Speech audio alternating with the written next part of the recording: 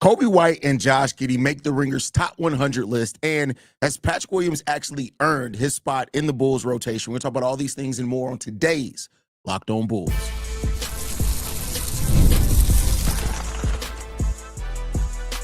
You are Locked On Bulls, your daily Chicago Bulls podcast. Part of the Locked On Podcast Network, your team every day.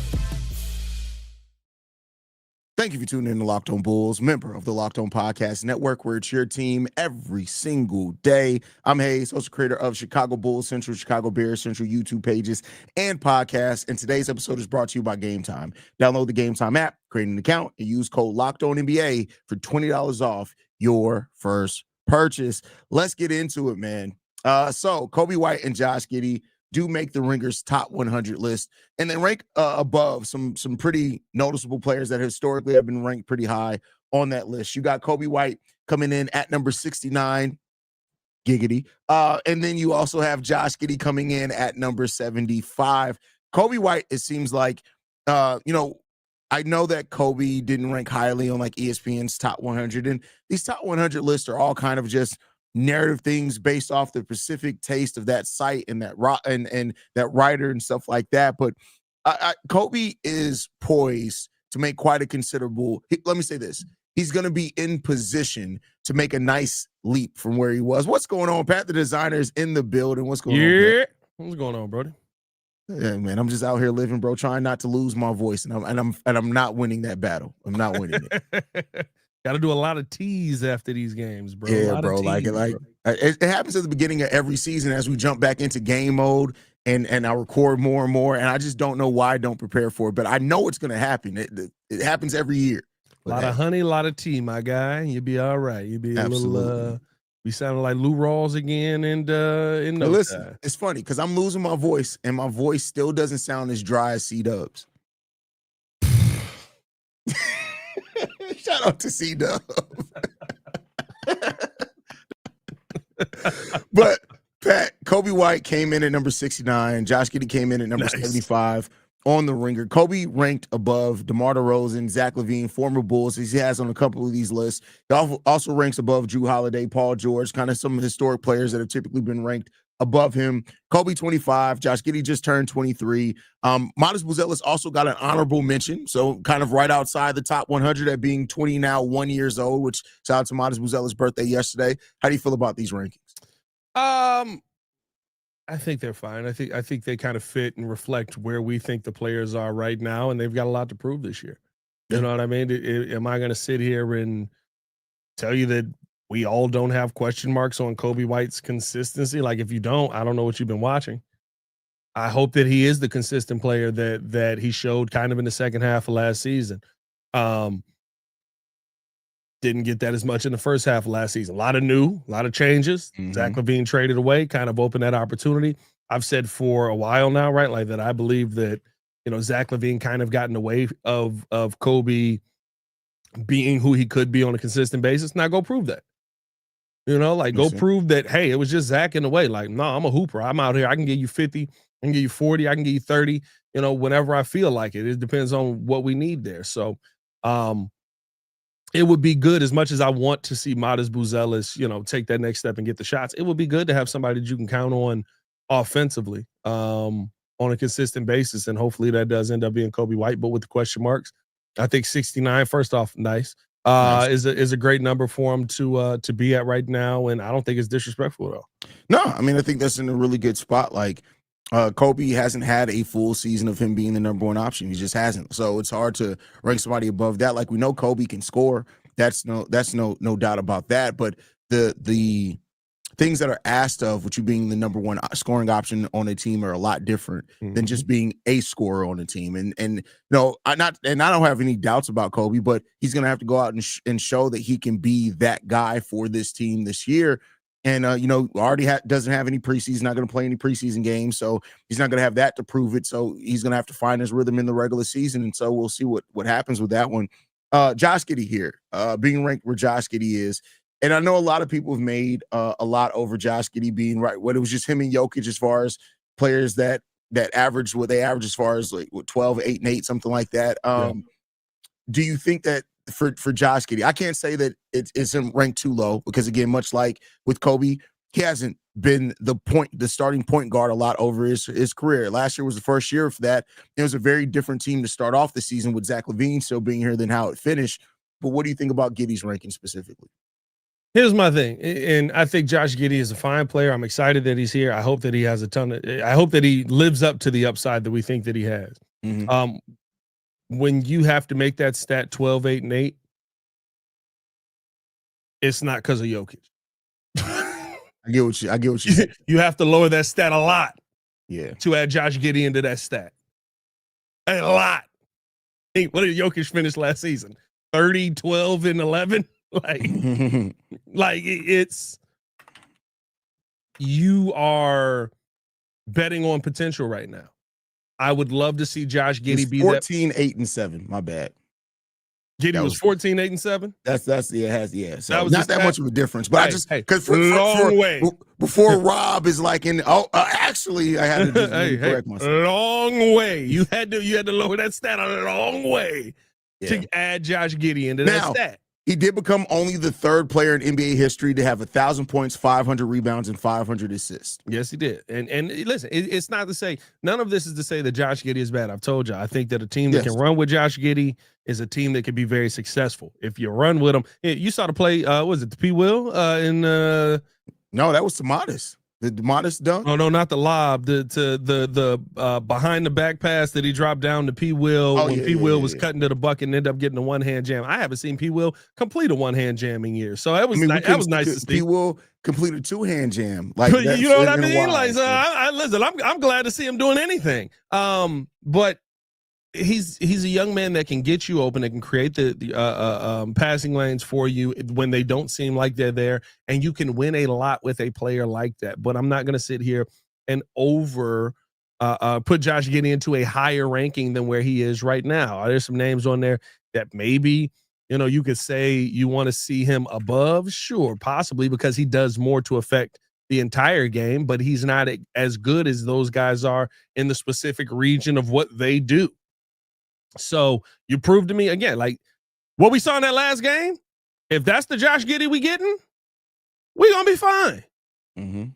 Defensively, it was a little bit of a struggle, but I'm also not expecting a ton from him defensively. I mean, that's going to come, right? Like, I think with Josh Giddey, like, I do want to see him make a step towards the way I've been saying is I want to see him become more of a two-way player this year. He doesn't have to be a two-way player yet, but I want to see that he's making strides in that direction because he has the skills. Like, look at the length. He's added strength to his game. He's athletic as hell. Like, Modest has all the makings of a player that could be really solid defensively, and so I just want to see him make those steps into that direction. No, 100%. And if you can keep that moving in the right direction, like it truly feels like you've got a young team that is growing at the right time. Yeah. Josh Giddey, Josh Giddey is 22. Like, that's insane. Now. 23 now. You know what I mean? Like, that's insane. And he's already at this level. What is that next step? And can you get them to the next step? Yeah. Potential only matters if it's realized.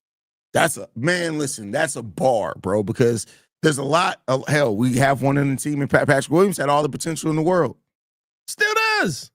There's still not too many people that can move him out the way. There's still not too many people that can push him around on the defensive end. Like, you just got to do it. Like, you still got the potential of it. And I think he's at Otto Porter Jr. levels at this point. But see, he's at Otto Porter Jr. levels after 2 knee surgeries. That's the problem. Like, it was. well, yeah, that's true. But dang, now that's a bar. Dang it! I'm just saying it's he was 18 points a game at one point. Yeah, but no, I mean 2 weeks on the bull. That's hilarious. But yeah, I mean, we'll talk about people a little bit more coming up next. But I do think this is a good spot for Josh and Coby to be in to start this season. And they got a lot that they need to prove. And I know that's something that a lot of people don't like to hear because of how they finished last season. And Josh Giddey being ranked as far as what we just said, as far as 1,000 points, 500 rebounds, 500 assists, that's all great. But the thing is you have to do that while also winning. And then you have to adjust to teams that are trying to stop you from doing that. And this season, best believe teams are going to have that on their scouting report. And so we're going to have to see how that works out. Yeah, 100%. And you know, if you find a way to make that happen, I think this could be again, I'll say this about the Bulls. The Bulls can be what the White Sox were in the second half of the season. If you play the game fundamentally right, if you are in the right positions to make plays, and you execute at a league average level, you're going to be a team that wins games. Yeah, that's a fact. That's a fact. And we'll see what this team can do this season. Next up, we're going to be talking about P. Will and his spot in the rotation. But first, we do got to get into a message from FanDuel. The NFL season is here, and FanDuel has an offer you don't want to miss. Right now, new customers can bet just $5 and get $300 in bonus bets if you win. That's right. Pick a bet, put down $5, and if it hits, you'll unlock $300 in bonus bets to use across the app.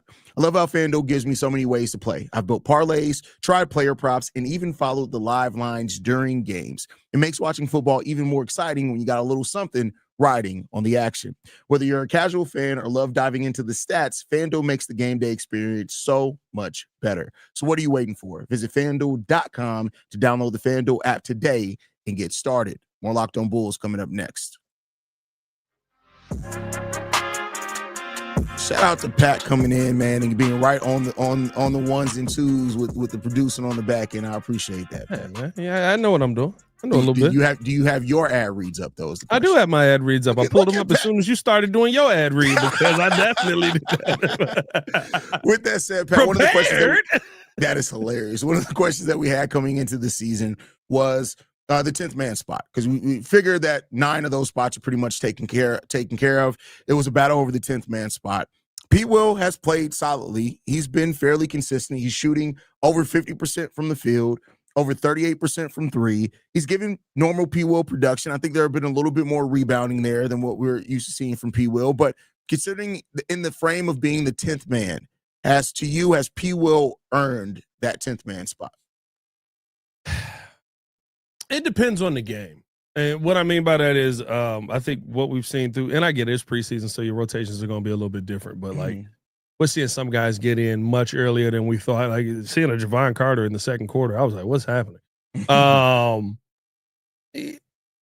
think it depends on the game. I think Billy, as we know with Billy, doesn't really have his rotation locked down as of yet. I think, of course, you got the core 5 locked down, and we're inserting Coby White into one of those spots that, you know, Isaac Okoro and or Kevin Huerter and or Trey Jones have occupied to this point. But outside of that, I think it truly just depends on what the Bulls need at that point in the game. If you need defense and you want to add some of the 3-point ability that Isaac Okoro clearly does not have, I think that you could see the possibility of P. Will getting into the game much earlier. If you need somebody who is going to just be pure offense because you're down so much, right? You might see Kevin Huerter get into the game a little bit earlier in that situation. But I'll say this about the play. The first game irritated me because he was continually being passive P. P. Will's play better than Isaac Okoro. Yeah, I mean, and there's a reason why Isaac Okoro got benched in the last game. He only played 10 minutes and got benched. I don't know. I mean, we'll see if any changes happen to this in this game. But you make a point there. P. Will's played. Y'all really know good. I'm not no P. Will guy. Like, I'm done with P. Will. I don't want to see him in the starting lineup at all. But as far as the rotation goes, like, I don't know, because P. Will has played above what his expectation is, but the expectation is going to be you're a bench piece. Yeah, exactly. And I think even when Billy Donovan is talked about, like, Billy Donovan very much so talks about P. Will like a bench player, right? Yeah. And I don't know if they're even looking for him for that, because if they can't trust the consistency of it. But I will say this, even if he doesn't start off the season, if the season goes and you go through it and Isaac Okoro is not hitting shots, even if he is bringing the defense, but the Bulls get off to a slow start or whatever, they may look to change some things. Now, that could be P. Will, that could be Io, could be Kevin Huerter. We'll see. But it would probably be Io. Yeah, probably because I think because of Trey Jones, the likelihood that Io enters the starting lineup is a lot higher than P. Will ever seeing it again. See, I get that. I completely get that. I just still think that they want Io and his ability to kind of come in and change the tone of a game, either offensively, defensively, coming off the bench. But I mean, at some point, if it's hurting your team, you got to put your 5 best out there. And if Io has been that 5th best player, now P. Will can bring some of that too. And I think the basic thing that we're saying is that, and this is what we said for a while, it's still all on P. Will. Just put it plainly, it is still all on P. Will. It's not out of the realm of possibility that P. Will plays to a level that it warrants him getting some looks as a starter. But it's still all on him. You can't go into the season without seeing the consistency first. And I think that's what you have to wait there, because we've talked about it. Okoro does the same things P. Will does, but you don't have to worry about his effort. You may have to worry about the performance. You don't have to worry about him getting passive. If P. Will eliminates that, there's a legitimate conversation being had there, but I just think you got to show it a lot more consistently first. No, 100%. And you can't trust that it's going to stay.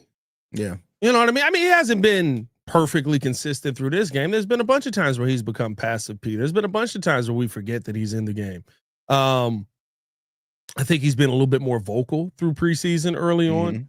But I mean, when your role changes, when your mortality NBA wise is in front of your face, and you realize that, I mean, it had to be humbling. We want to trade P. Will. We don't want him. The whole league said it. Yeah. Nobody wanted him. And it's not the contract. The contract is decent. You make the contract bad. Part in it. You make the contract You make bad. the contract bad. Exactly. Yes, you're the reason. And I think this is the thing. It was so much so that not only do we not believe that he can make the contract good, we don't even believe that he makes the contract tradable if we get him. Like, some teams would be like, yo, we need a piece that we can flip for another player, so we're going to package your contract to make take some back some money and trade you away to another team. We can't even do that. So it truly comes down to what P. Will is able to do. And he's one of those players that, in my opinion, very similar to what it became with Otto Porter Jr. Remember, Otto Porter Jr., like he would have those games where you'd be like, dog, if you did that every night, which you can, you'll be amazing. And then in Washington, it was just like, there were other nights where it was like, I forgot he was on the basketball court. Like, I forgot he played tonight. When they finally got a consistent, 30 games out of him? Hey, Bulls want him. Flip him. Get him up out of here. Like, that's kind of where we're at, unfortunately, with the P. Will situation. I think P. Will this offseason had to realize that when it was like, hey, they might be trying to trade you. Never mind, nobody wants you. That's crazy. Nobody wants you is nuts. Like, especially when you're still you're 20, 25 now? No, that's is he crazy. That old? I think P. Will is 25 now. P. Will is 24 years old. 24, okay. That's crazy. I don't want you. We can't even drop a breaking news video on you because it ain't worth it, bro. But if Yuki Kawamura gets sent down to the G League, don't care about P. Will, bro. Hey, but if Yuki Kawamura gets sent down to the G League, we doing 10,000 views on that. 10,000 easily. It's ugly, bro. And I'll say this, like, sometimes you got to have those moments. Tyson Chandler said getting traded for him was the moment that he realized that this NBA thing can be taken away from you. And based off of that, he then turned into, I believe, a 2-time defensive player of the year, an NBA champion, and a focal point of that defensive anchor on that championship team. Also turned into a really just ridiculously good player for years after that. Yeah. When we had Tyson here, we couldn't get Tyson to run up and down the floor. I don't know if that's, but he was injured a lot here too. But you know, that Tyson, I always regret Tyson that Chandler, Eddie Curry. But then we got Joakim Noah 2 years after we traded Tyson Chandler, and all things were right. So there you go. Would you rather have had Tyson hit here or get Joe? Joe. I'd rather have gotten Joe. Joe was a leader. Joe was a leader. Yeah. Joe was a leader. So I love Joe.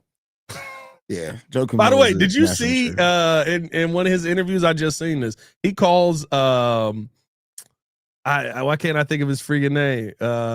This mug. Tony Brothers. He calls him Catfish, and the whole team called him Catfish. That's crazy. He said the whole team called him Catfish. That's crazy.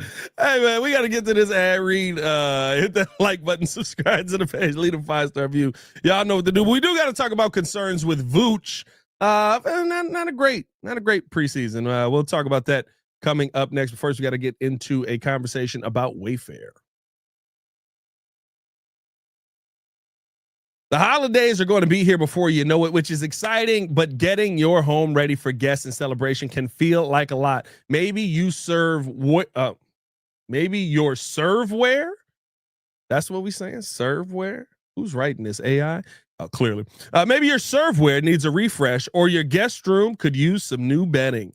Wayfair has everything you need to get the home holiday ready, from Christmas trees and wreaths to bedding, cookware, and outdoor inflatables. It's your one-stop shop for every room in your house, and Wayfair makes it easy to personalize your home for the holidays with a huge selection for every style and budget. And with free and easy delivery, even on the big stuff, you can get everything you need without the hassle of huge delivery fees. So get organized, get refreshed, and get ready for the holidays for way less. Head to wayfair.com right now and for all your home shopping needs. That's WAYFAR.com. Wayfair, every style, every home. We also got to tell you guys all about Game Time, because basketball season is officially here, and nothing beats being in the arena for those opening games. But let's be real, as I got to change that myself there. Shout out to Haize on the back end. Getting tickets can be a total headache between waiting in queues, surprise fees, and prices that jump right before checkout. It's easy to get frustrated when all you want to do is cheer on your team. Take the guesswork out of buying NBA tickets with Game Time. Download the Game Time app, create an account, and use code LOCKEDONNBA for $20 off your first purchase. Terms apply. That's LOCKEDONNBA for $20 off your first purchase. Swipe, tap, ticket, go. Game Time, ladies and gentlemen. More Locked On Bulls coming up next.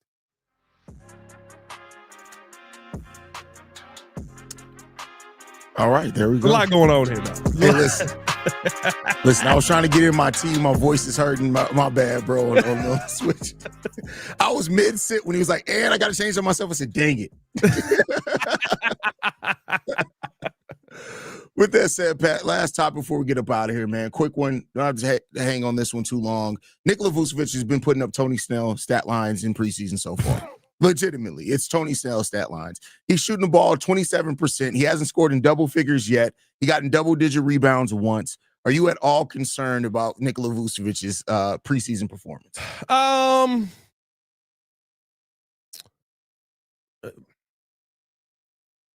No, because I don't think Vooch cares at all about preseason. I think in the last game, and I got to pull up his stat line here, I think he took 6 shots. How many shots did Vooch take in that game? 7 shots. Vooch is probably going to take more than 7 shots in a game. Clearly, like the one game where he's shooting the threes, clearly he's just chucking it up there. They're open looks. I'm just, that's the concerning part. They are open looks, but he's always, I think here's the thing. Vooch always misses wide open threes when you tell him go out there and take 7 threes. This is true. Like, it's not surprising. I'm not shocked. In the game so far. The only one surprised that Vooch can't hit shots like that is Billy Donovan. He's the only one shocked by it, bro. Like, still lose him 5 years later. It's still news. It makes no. We start every season like this, where it's like he's gonna shoot it well this year, and then he doesn't shoot it well, and then he's like, well, you know, why don't you go back in the post? And then all of a sudden, Vooch starts shooting the ball well. Like it's an exercise in futility at this point. Vooch's game has been an old man game since Vooch has been 22, so I don't think that there's going to be this tremendous fall off in his production. if there is, like, the only thing I expect from this season is maybe we don't get that weird pelvic thrust dunk that we always get from Vooch every year, because he's not jumping that high off of the ground anymore. But he was never, leaping over phone books in his history. So, like, I'm not that concerned about Vooch, because I think the preseason kind of just is what it is. Yes, it's a time where you're supposed to be, getting yourself right there, but like, I also don't know how big of a focal point of the offense Vooch is going to be this year. If you can go out there and you can get the rebounds, I'm okay with that. He finished the last game with 10 rebounds. Yeah. So we'll see. I mean, Vooch is a veteran, and we see veterans often, like, they don't take preseason seriously. They know it doesn't matter. So not to say that he's going, and I know he has been going through the motions. Some people are like, well, he's trying to get himself out of here. I hate to tell you guys this, and I don't know if this is something that people don't realize. Unless you are a superstar, you don't force your way out by playing bad, because teams are going to look at that and say, oh, they're old now. They're in this slump. It's over. Yeah. So that's not how a player that's 35 and a center that's not athletic gets their way out of a team, right? So I do think it's more, like you said, more likely that it's preseason. I'm trying to get through preseason without getting injured. I'm going to get up a couple of shots. I'm going to jog up and down the court. Let me know when it's October 22nd and the games matter. Yeah, 100%. So we'll see what ends up happening, man. I'm not at all concerned about Vooch. I think that he'll be fine by the time that the season gets here. I do have one question though. Is this, listen, I get it's my company, and not my company, but it's a company that I work for. This is a diabolical thumbnail right here, right? For ESPN Chicago. Yeah, that's crazy. With Luther next to it is making it much worse. Yeah. Who approved the Caleb Williams top him off picture here? Not the top him off picture. That's crazy. Yeah. Hey, man, appreciate y'all for tuning in. The show love as always. Hit that like button, subscribe to the page. Leave a 5-star review. Y'all know what to do. Follow us on everything at Locked On Bulls. You can follow me on everything at Pat the Designer. Shout out to Caleb Williams. You guys can follow me at CEO Haize. Locked On Bulls is free and available on every podcasting app and platform of your choice, as well as YouTube, the Odyssey app, Amazon Fire TV, Roku TV, Fubo TV, basically anywhere you want us. You can get it. We'll see you guys tonight after the game. Peace, y'all. Peace.